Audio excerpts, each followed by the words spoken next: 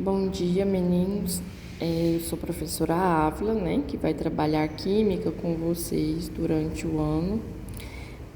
Vai ser uma matéria nova para vocês, né, porque é do ensino médio, no ensino fundamental não tem. Merece, assim, um pouquinho mais de dedicação, mas não é nada que vocês não consigam aprender.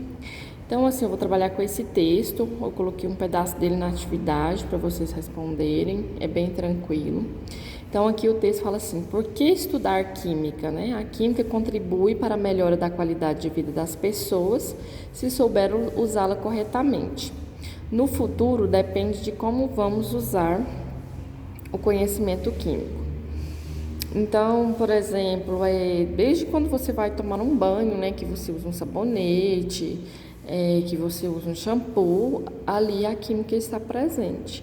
Ou até mesmo quando você vai comer, né, que você compra lá um sanduíche, alguma coisa, uma maionese, né? Tudo ali são reações químicas, né, para formar novas substâncias. Então, a química ela está presente na saúde, né, com os remédios. Então, ela está presente a todo instante na nossa vida. Então, nós precisamos dela para a melhoria da nossa vida.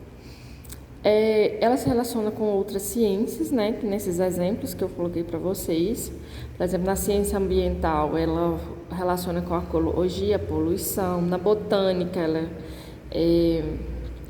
se relaciona com a agronomia. Por exemplo, quando você vai plantar uma horta, você precisa de veneno, você precisa de adubo, são substâncias que são derivadas de reações químicas.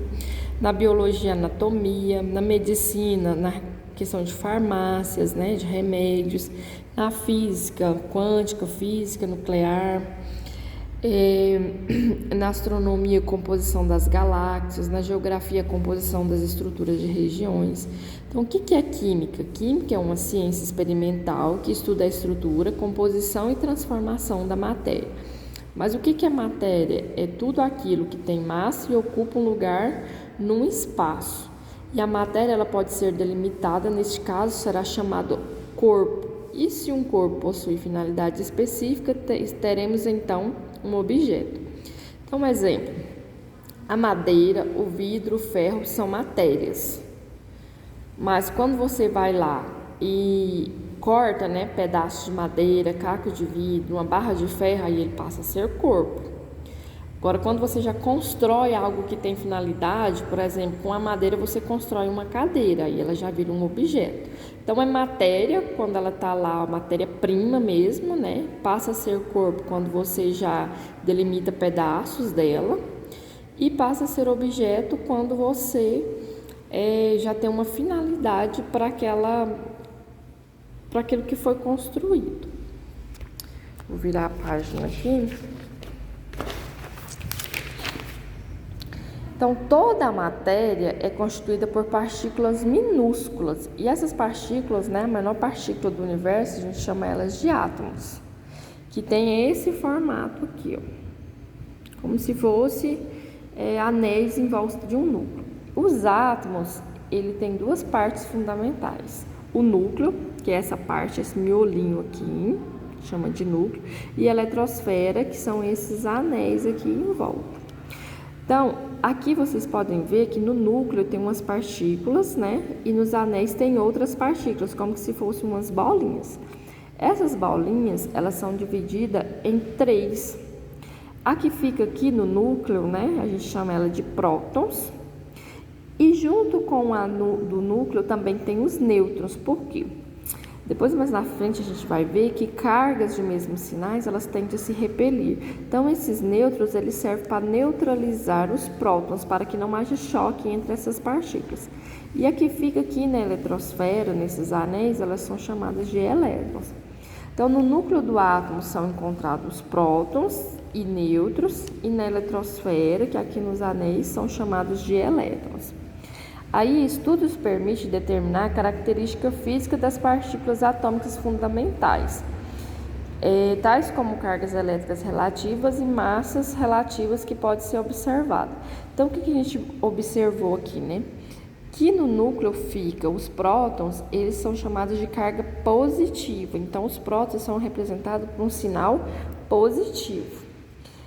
E os elétrons é as partes negativas, então ele é representado por um sinal negativo. Então aqui tem essa tabelinha que fala assim: as partículas do átomo são chamadas de elétron, próton e nêutron. A massa de cada um, né? O elétron ele é bem leve, né? É 1 dividido por 1836. O próton vale 1, o nêutron vale 1.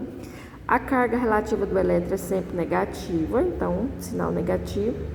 A carga positiva é do próton.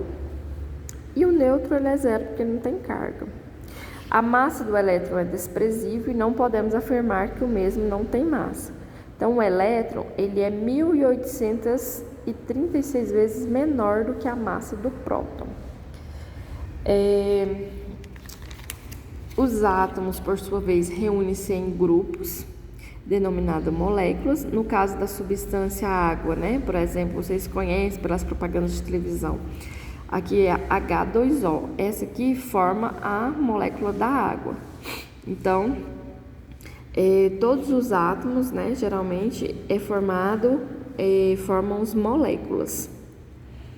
No caso da água, tem duas moléculas de hidrogênio, tem 2 átomos de hidrogênio e 1 átomo de oxigênio que forma a molécula da água. Então, resumindo tudo que a gente falou, átomo é uma unidade estrutural da matéria, né, porque toda matéria é formada por átomos. Molécula é a menor porção de uma substância que ainda conserva a propriedade dessa substância. Depois eu vou mandar para vocês uma atividade, essa atividade que vocês vão precisar assistir o vídeo para poder responder a atividade.